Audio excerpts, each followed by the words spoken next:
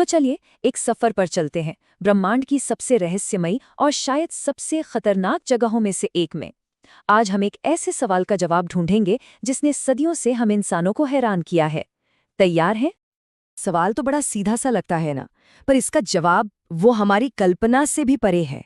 आखिर होता क्या है जब कोई चीज ग्रेविटी के उस आखिरी पॉइंट को पार कर जाती है, जहां से वापसी का कोई रास्ता नहीं है।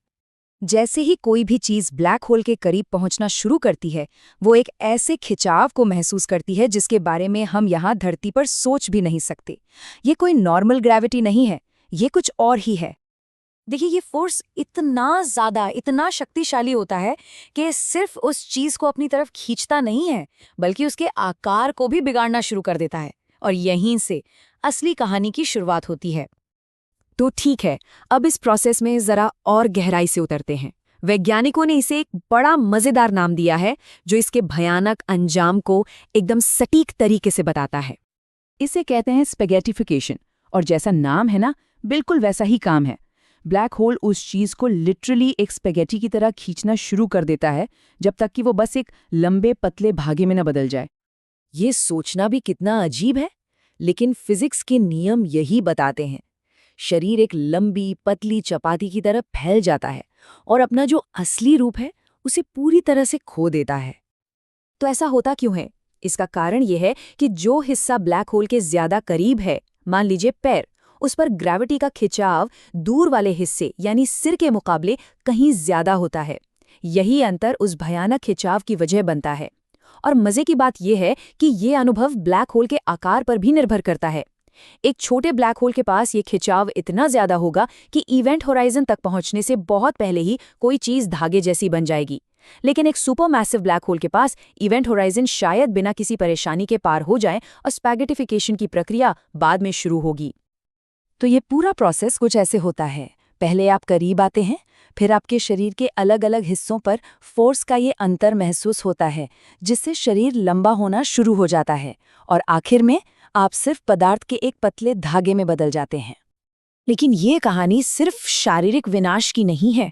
जैसे ही आप ब्लैक होल के इवेंट होराइजन को पार करते हैं, यानी वो पॉइंट ऑफ नो रिटर्न, समय खुद एक बहुत ही अजीब खेल खेलने लगता है।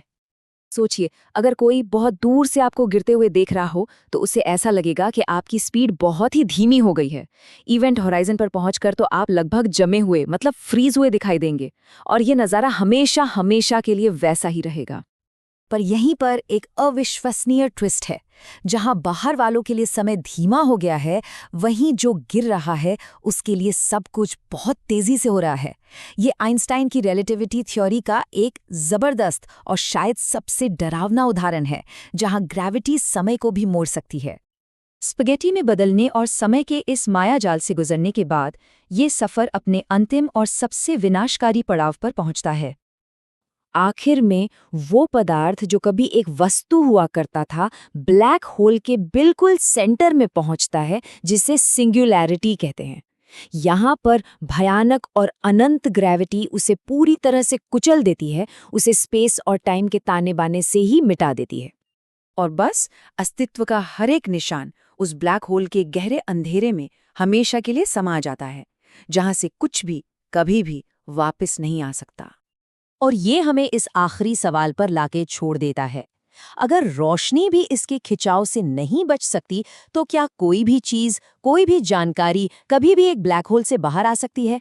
ये एक ऐसा सवाल है जो आज भी ब्रह्मांड के सबसे बड़े रहस्यों में से एक बना हुआ है।